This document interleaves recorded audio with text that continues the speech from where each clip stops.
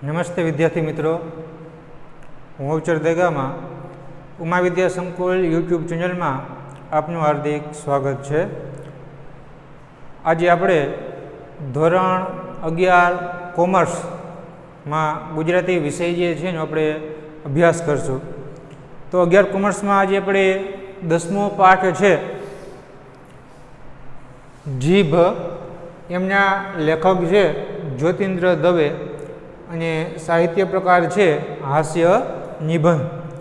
એટલે આજે આપણે 10મો જે પાઠ જે છે જીભ તેનો આપણે અભ્યાસ કરવાનો છે। પાઠ 10મો જીભ, તેમના લેખક છે જ્યોતિન્દ્ર દવે અને સાહિત્ય પ્રકાર છે હાસ્ય નિબંધ।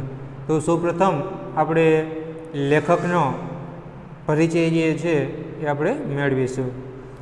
ज्योतिन्द्र दवेनो जन्म 21/10/1901 में थयो हतो अने 11/9/1980 रोज ज्योतिन्द्र दवे छे ते अवसान पाम्या हता। गुजराती भाषाना हास्य लेखक तरीके जाणीता एवा ज्योतिन्द्र हरिशंकर दवेनो जन्म पोतानुं मूळ वतन सूरत छे ए सूरत में थयो हतो। तेमणे कॉलेज सुधीनुं शिक्षण जे छे ए सूरत में ज प्राप्त कर्युं हतुं। 1933 थी 1937 दरमियान तेमणे सूरत में आवेली एमटीबी कॉलेज जे छे एमटीबी कॉलेज में गुजरातीना अध्यापक तरीके पण तेमणे घणा बधा वर्षो सुधी जे छे तेमणे एम के सेवा एम के आपी हती। अने त्यार पछी एटले के 1937 पछी पोते सूरत जे छे छोड़ी अने मुंबई जे छे एम के प्रस्थान कर्युं हतुं। एटले पोताना जीवननो मोटा भागना वर्षो जे छे पोताना जिंदगीना मोटा भागना दिवसो जे छे तेमणे मुंबई में पसार कर्या हता। अने त्यार पछी छेल्ले एटले के घणा बधो जिंदगीना सौथी वधु वर्षो तो पोते मुंबई में रह्या हता। अने छेल्ले कच्छ में आवेली मांडवी जे छे ए मांडवी कॉलेज में पोते 3 वर्ष सुधी आचार्य तरीके पण तेमणे सेवाओ आपी हती। तेओ विशेष लोकप्रिय अने अग्रणी निबंधकार तरीके जाणीता हता। तेमणे हास्य लेखक तरीकेनी शक्ति अने हास्य प्रेरक व्याख्यानो आपणनी उत्तम आवडत जे छे एनी जे कुशळता जे छे आ बने गुणोनो समन्वय एमनामां जोवा मळतो हतो। एटले के हास्य लेखक तरीकेनी एक तो शक्ति जे छे कि हास्य कई रीतना पीरसवुं, हास्यનું સર્જન કઈ રીતના કરવું, હાસ્ય જે છે ક્યાંથી એમ કે મેળવવું અને હાસ્ય લોકો સુધી કઈ રીતના પહોંચાડવું એ એમની શક્તિ અને હાસ્ય પ્રેરક કે બીજા લોકોને કંઈક પ્રેરણા મળે આવા વ્યાખ્યાનો આપવાની, ભાષણો આપવાની એની પાસે એક ઉત્તમ આવડત કૌશલ્ય હતું। એટલે કે આ બંને સમન્વય શક્તિ અને હાસ્ય પ્રેરક આ બંને બાબતો જે છે એના જીવનમાં આપણને સારી એવી જોવા મળે છે। તેઓએ ભારતીય કાવ્ય મીમાંસાના પણ તેઓ ખૂબ જ ઊંડા અભ્યાસી હતા। તેમણે नाटक अने अनुवादों पण एम के लेखन कार्य तेमणे करेलुं छे। एमना जीवनकाल दरमियान एमणे जे कांई पण साहित्यनुं सर्जन करेलुं छे एनी वात करीए तो रंग तरंग भाग 1 થી 6, मारी नोंधपोथी, रेतीनी रोटली, पानना बीड़ा, अल्पात्मानुं आत्मपुराण, नजर लांबी अने टूंकी, त्रीजुं सुख, रोग योग अने प्रयोग, ज्यां त्यां पड़े नजर मारी, आ बधा ज प्रतिनिधि हास्य लेखोना एटले खूब ज मुख्य हास्य लेखोना एम के संग्रह छे। एटले के तेमणे लखेला हास्यना तमाम जे ग्रंथो छे, पुस्तको छे के लेखो जे छे एमां एम के संग्रह करवामां आवेला छे। ज्योतिन्द्र तरंग छे जेमां उत्तम हास्य निबंधो छे। एटले के तेमणे ज्योतिन्द्र तरंग एवुं शीर्षक आपी ने एक टूंकमां पुस्तक एम के लखेलुं छे। एमां पण तेमणे लखेला उत्तम एटले के श्रेष्ठमां श्रेष्ठ प्रसिद्ध थयेला हास्य निबंधो जे छे ए ज्योतिन्द्र तरंग में एम के समावेश करवामां आवेला छे। ते पछी धनसुखलाल मेहता साथे तेमणे अमे बधा नामनी हास्यसभर नवलकथा आपी छे। ते पछी धनसुखलाल मेहता साथे मळीने एटले के बने भेगा मळी अने अमे बधा तो अमे बधा एवुं शीर्षक आपी अने एक हास्यथी भरेली हास्यथी भरपूर कि जेमां पुष्कळ हास्य होय એવી નવલકથાનું પણ તેમણે સર્જન એમ કે કરેલું છે. હાસ્યની વિવિધ પ્રયુક્તિનો આશ્રય લેતી એમની શૈલી હાસ્ય જન્માવે છે. એટલે કે હાસ્યની અલગ અલગ જે પ્રવૃત્તિઓ જે છે એ જે પ્રવૃત્તિઓમાંથી તો ખરેખર હાસ્ય જે છે આપણને જોવા મળે છે. અને ગુજરાતી ભાષામાં શ્રેષ્ઠ સર્જન બદલ તેમને રણજીતરામ સુવર્ણચંદ્રક અને સુવર્ણચંદ્રક જે છે તેમને પ્રાપ્ત એમ કે થયા છે. એટલે આ હતો ગુજરાતી ભાષાના હાસ્ય લેખક તરીકે જાણીતા એવા જ્યોતિન્દ્ર દવેનો પરિચય. હવે આપણે વિષય વસ્તુ જે છે જીભ,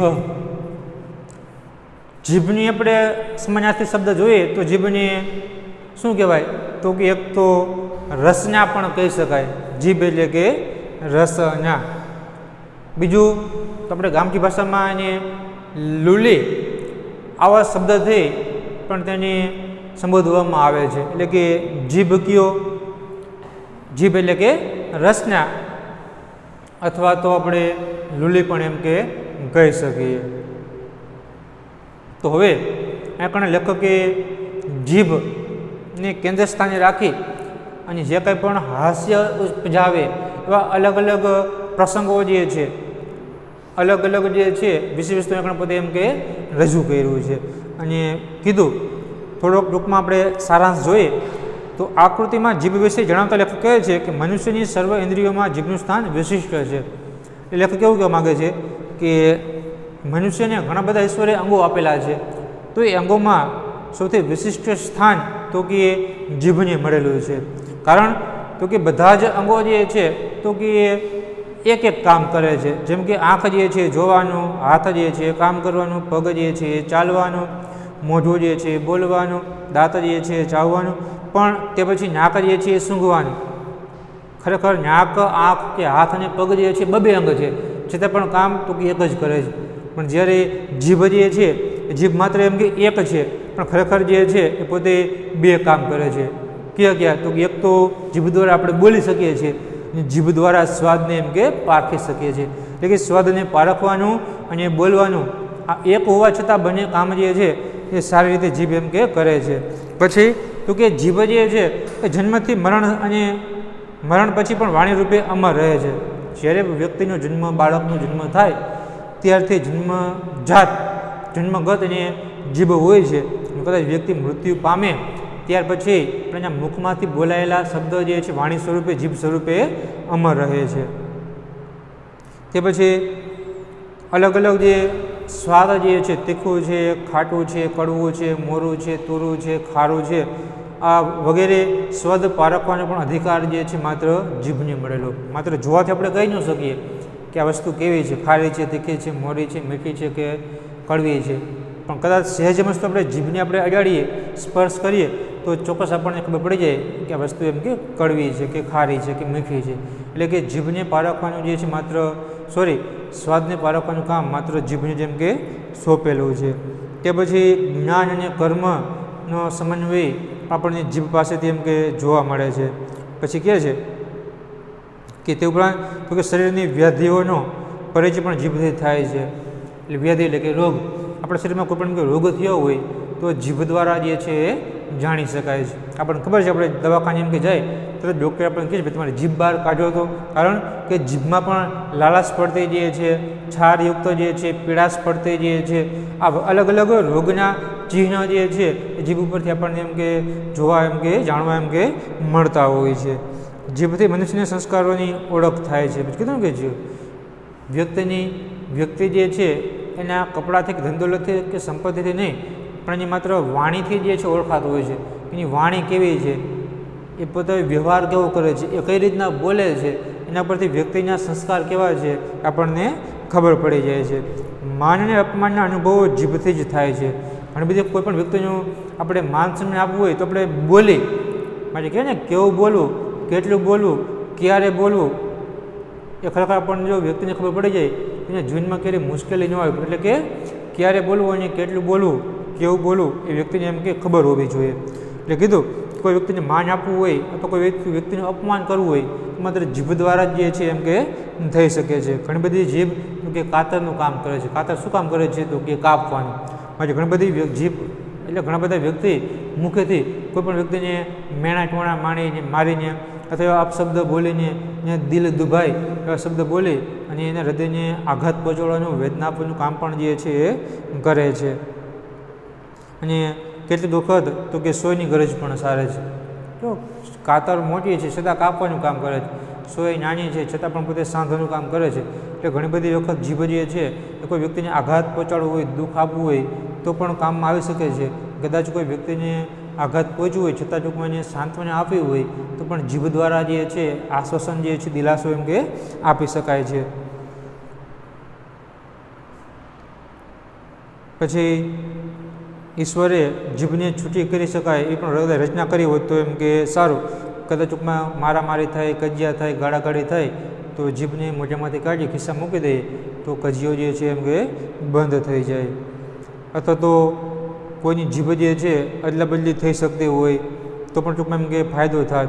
એટલે આ રીતે અહીંયા પણ લેખકે જીભ જે છે જીભને કેન્દ્ર સ્થાને રાખી અને જીભનું જે મહત્ત્વ જે છે, એના લક્ષણો જે છે, એનું ગુણ જે છે, જીભ દ્વારા એટલે કે વાણી દ્વારા શું ફાયદા થાય છે, ગેરફાયદા થાય, તમામ બાબતોનું વર્ણન જે છે લેખકે એમ કે અહીંયા એમ કે કહ્યું છે. એટલે કે આમ અલગ અલગ ગંભીર વિષયોને પણ હાસ્યમાં પોતે ટૂંકમાં કહે ને કે ઢાળી અને આપણને હાસ્ય પીરસવાનું આગળ લેખકે જે છે ખૂબ જ સરસ મજાનું કામ કર્યું છે. એટલે વિષય વસ્તુ જે છે કે જીભ, તો હવે આપણે વિદ્યાર્થી મિત્રો વિસ્તારપૂર્વક જે છે એ આપણે એનો અભ્યાસ એમ કે કરશું. મનુષ્યની સર્વ ઇન્દ્રિયોમાં જીભનું સ્થાન વિશિષ્ટ છે. બીજી બધી કરતાં એનું મહત્ત્વ પણ વિશેષ છે. કાન, હાથ, પગ આદિ બબે ઇન્દ્રિયો છે ને તે કાર્ય એક જ કરે છે. એક સાંભળવાનું કામ કરવા માટે બે કાન, એક શ્વાસ લેવાના કાર્ય માટે બે નસકોરા, ચાલવાના એક કાર્ય માટે બે પગ, જોવા માટે બે આંખો, પણ બોલવાનું ને સ્વાદ પારખવાનું એમ બે કામ માટે એટલે જીભની જ નિમણૂક કરવામાં આવી છે. તો હવે આપણે શબ્દ જોઈ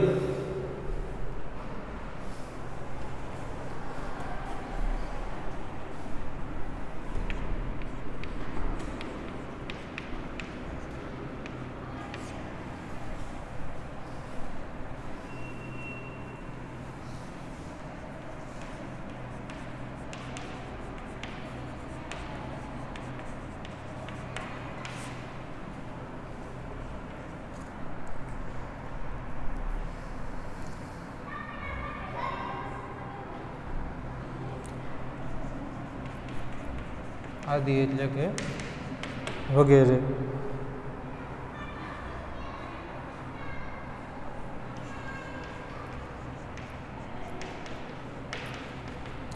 નિમણૂક એટલે કે નિયુક્તિ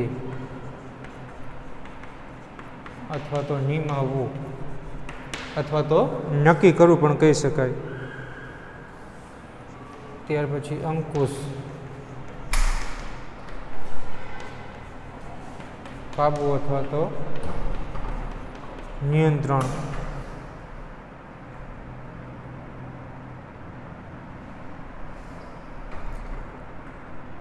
રૂચવું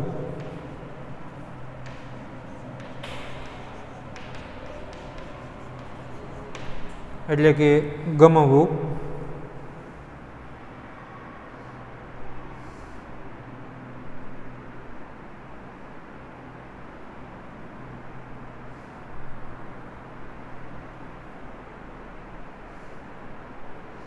તો આપણે લેખક કહે છે કે મનુષ્ય જે છે એ મનુષ્યની ઈશ્વરે સરસ મજાની રચના કરી છે.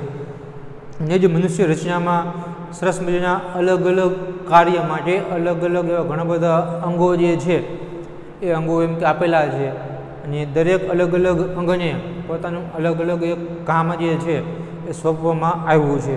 લેખક કહે છે કે મનુષ્યની સર્વ ઇન્દ્રિયોમાં મનુષ્યના જે ઘણા બધા અંગો જે છે એ બધા જ અંગોમાં જીભનું સ્થાન જે છે વિશિષ્ટ કંઈક ખાસ પ્રકારનું, કંઈક અલગ જ પ્રકારનું, ઊંચા પ્રકારનું જે છે આપવામાં આવ્યું છે. તો જીભને વિશિષ્ટ ઊંચા પ્રકારનું સ્થાન શા માટે, શું કામ આપ્યું છે? તો લેખક કહે છે કે બીજી બધી કરતાં એનું મહત્ત્વ વિશેષ છે. એટલે કે શરીરના ઘણા બધા અંગો આપેલા છે અને દરેક અંગ કરતાં આ જીભનું સ્થાન વિશિષ્ટ જે પ્રકારનું માનવામાં આવે છે. કારણ તો કે હાથ છે, પગ જે છે, કાન જે છે, નાક જે છે, આ બધા જ બબે અંગો છે. આપણે જોઈએ તો ઈશ્વરે મનુષ્યના તો કે 2 કાન આપ્યા છે, 2 આંખો આપેલી છે, 2 હાથ આપ્યા છે, 2 પગ આપ્યા છે, નાક એટલે કે 2 નસકોરા આપ્યા છે. આ બધા જ અંગો જે છે બબે છે, પણ બબે અંગો હોવા છતાં પણ માત્ર એક જ કામ કરે છે. કારણ કે આપણે જોવું હોય તો જોવાના એક કામ માટે તો કે 2 આંખ આપી છે, જોવાનું એક કાર્ય કરવા માટે તો કે 2 આંખો આપેલી છે. સાંભળવું હોય તો સાંભળવા માટે આપણને તો કે 2 કાન આપ્યા છે. સૂંઘવું હોય તો સૂંઘવા માટે આપણને તો કે 2 નાક આપ્યા છે. ચાલવું 2 નસકોરા, ચાલવું હોય તો કે 2 એમ કે પગ આપ્યા છે. આમ તો કે ખરેખર બધા જ અંગો જે છે એ કાર્ય માત્ર એક જ કરે છે, પણ ખરેખર ચોખ્ખાના અંગો જે છે એમ કે બબે છે. આપણે જોઈએ છીએ તો જોવા માટે બંને આંખો જે છે જોતી હોય છે. આ આંખથી આપણને બીજું દેખાય, આ આંખથી બીજું દેખાય, એવું ચોખ્ખમાં આપણે થઈ નથી શકતું.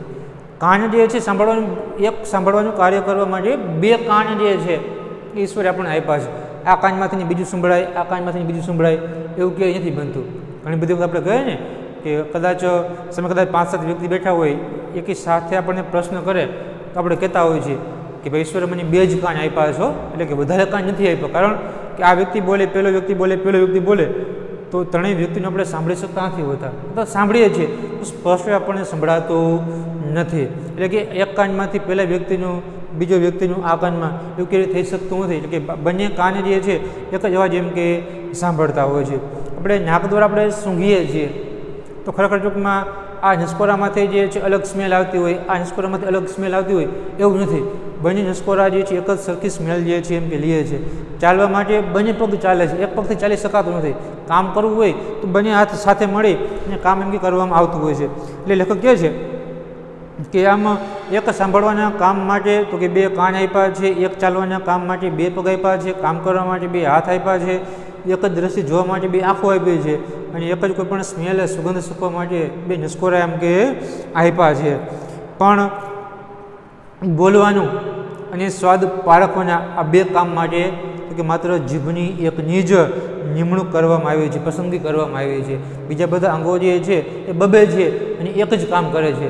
પણ જ્યારે જીભ જે છે એ પોતે એકલી છે, છતાં પણ જે છે સરસ મજાના 2 કામ કરે છે. એક તો જે અલગ અલગ સ્વાદ જે છે, તીખો છે, કડવો છે, મીઠો છે, મોરો છે, તુરો છે કે ખારો છે, એ સ્વાદ પારખવા માટે જીભ એ મહત્ત્વનું કામ કરે છે. અને બીજું તો બોલવા માટે એ જીભ જે છે મહત્ત્વનું કાર્ય એમ કે કરી રહી છે. એટલે કે જીભ દ્વારા તો જીભથી સ્વાદ ચાખવાનું અને બોલવાનું આ 2 કામ એમ કે થાય છે. ઘણી ખરી ઇન્દ્રિયો પર આપણો કાબુ નથી. આપણી ઈચ્છા વિરુદ્ધ પણ પર સંસ્કારની અસર એના પર થયા વગર રહેતી નથી. કોઈ આપણને ગાળ દેતું હોય ને તે સાંભળવી આપણને કુદરતી રીતે ન જ રૂચતી હોય તો પણ આપણા પોતાના કાન એ ગાળ આપણા મગજ સુધી પહોંચાડે વિના નહીં રહે. ન જોવા જેવું આંખ અનેકવાર જુએ અને માથું ફેરવી નાખે એવી દુર્ગંધ નાસિકા મગજને પહોંચાડે છે, પરંતુ જીભની પર તો મનુષ્યની પૂરેપૂરી સત્તા પ્રવર્તે છે. એમની ઈચ્છા હોય તો જ બોલવાનું કે સ્વાદ આપવાનું કાર્ય જીભ કરી શકે, અન્યથા નહીં. પછી સરસ મજાની વાત કરી કે ઘણી ખરી ઇન્દ્રિયો પર આપણો કાબુ નથી. આપણા ઘણા બધા અંગ જે છે એ અંગ ઉપર ખુદ આપણો જ કાબુ જે છે, કાબુ એમ કે રહેલો નથી. ઘણા બધા અંગો જે છે આપણા જ નિયંત્રણમાં, આપણા જ અંકુશમાં એમ કે રહેતા નથી હોતા. કારણ કે આપણી ઈચ્છા મુજબ, આપણી ઈચ્છા વિરુદ્ધનું, આપણી ઈચ્છા ન હોય છતાં પણ જે છે તો કે પર સંસ્કારની, બીજા એવા ખરાબ સંસ્કારની અસર આપણા મગજ ઉપર જે છે થયા વિના એમ કે નથી રહેતી. કેવી રીતે? તો કે કોઈ વ્યક્તિ જે છે આપણને ગાળ દેતું હોય તો સ્વાભાવિક છે કુદરતી રીતે જ આપણને સાંભળવી ન ગમે. કોઈ વ્યક્તિ આપણને અપશબ્દ કહેતું હોય, ગાળ દેતું હોય તો આપણને સાંભળવી ન ગમે, છતાં પણ જે છે આપણા કાન બંધ નથી થઈ જતા. છતાં પણ કોઈ વ્યક્તિ આપણને ગાળ દે છે, અપશબ્દ બોલે છે, તો એ ગાળ કાન સાંભળી આપણા મગજ સુધી જે છે એમ કે પહોંચાડતી હોય છે. પછી ઘણા બધા એવા દ્રશ્ય હોય ખરેખર આપણે ન જોવા જોઈએ. આપણે ન જોયું છતાં પણ આપણી નજર જે છે એ ત્યાં કણે એમ કે પડી જાય, ન જોવાના દ્રશ્ય જે છે આંખ એમ કે જોતી હોય છે. ઘણી બધી વખત આપણું માથું ફેરવી નાખે, બરાબર છે, આપણને વોમિટ થવા માંડે, એ દુર્ગંધ આવતી હોય તો છતાં પણ આપણો નાક નસકોરા જે છે એ જે સ્મેલને, દુર્ગંધને કે સુગંધને, દુર્ગંધને મગજ સુધી જે છે એમ કે પહોંચાડવાનું કાર્ય એમ કે કરી શકે છે. એટલે આમ ટૂંકમાં આપણા ઘણા બધા અંગો જે છે કે નાક જે છે, આંખ જે છે કે પછી કાન જે છે એની પર આપણે એમ કે કાબુ નથી. કારણ કે આપણે ન સાંભળવાનું પણ આપણે કાન આપણને સંભળાવી દઈએ છીએ, ન જોવાનું પણ આંખો જે છે આપણે એમ કે જોઈ લઈએ છીએ, ન સૂંઘવાનું પણ નાક નસકોરા જે છે એ સ્મેલ કે દુર્ગંધ મગજ સુધી એમ કે પહોંચાડી દે છે. પરંતુ એટલે કે આંખ જે છે, કાન કે નાક ઉપર મનુષ્યની પૂરેપૂરી સત્તા નથી, પૂરેપૂરો અંકુશ જે છે એમને કાબૂમાં નથી.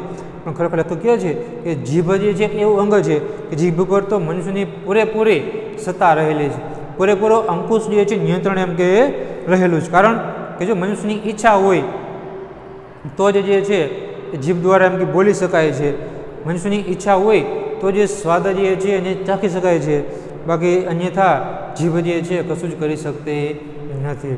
કદાચ કોઈ વ્યક્તિ એમ કે ભાઈ તમે બોલો, તો બોલો માત્ર શબ્દ સાંભળે જીભ માત્ર બોલવા નથી માંડતી, પણ ખરેખર જે છે આપણને ઈચ્છા થાય મારે બોલવું છે તો જ જીભ દ્વારા એમ કે બોલવામાં આવતું હોય છે. અથવા તો કદાચ કોઈ વ્યક્તિ એમ કે ભાઈ તમે સ્વાદ પારખો, સ્વાદ ચાખો, તો આપણે મનુષ્યની ઈચ્છા હોય તો જે સ્વાદને એમ કે પોતે ચાખી શકે, બાકી જીભ જે છે પોતાની મેળે એ પોતે એમ કે સ્વાદને પારખી શકતી નથી. એટલે લેખક કહે છે કે આમ ટૂંકમાં જોઈએ તો જીભ પર મનુષ્યની પૂરેપૂરી સત્તા એમ કે રહેલી છે. બોલવાનું ને ખાવાનું દુનિયાના બે મોટા મોટા કાર્ય એક નાની આપણી જીભ બજાવે છે. માનવ જીવનમાં આના કરતાં વધારે ઉપયુક્ત કે જરૂરી બીજા કોઈ કાર્ય નથી. એ બંને કાર્યની મનુષ્યના જન્મથી શરૂઆત થાય છે અને જીવનનો અંત આવતા સુધી ચાલે છે, અથવા મનુષ્યના મરણ પછી પણ અહીં જીભનું કાર્ય તો ચાલુ જ રહે છે. એના મત, અભિપ્રાય, વચન આદિનો પાછળનાઓ વારંવાર ઉલ્લેખ કરીને એની વાણીને અમર બનાવે છે. એની પાછળ 12મું, 13મું શ્રાદ્ધ, વર્ષી આદિ પ્રસંગો યોજીને એની રસાસ્વાદની અભિલાષાને મરણ પછી સંતોષે છે. આમ જીભનું કાર્ય મનુષ્યના જન્મથી શરૂ થાય છે ને એ મરણ પછી પણ ચાલુ રહે છે. વૃદ્ધાવસ્થામાં બીજી ઇન્દ્રિયો શિથિલ થઈ જાય છે ત્યારે પણ જીભ તો એવી ને એવી બળવાન રહે છે. ઘણીવાર તો બીજી ઇન્દ્રિયોની શક્તિ એનામાં ભેગી થતી હોય એમ લાગે છે. ઘરડી આંખ, ઘરડું મગજ એ નિર્બળતાની નિશાની છે, પણ ઘરડી જીભ એટલે અનુભવની સંસ્કારે બળમાં અને કળમાં દુર્જય બનેલી જીભ એમાં જ સમજવાનું.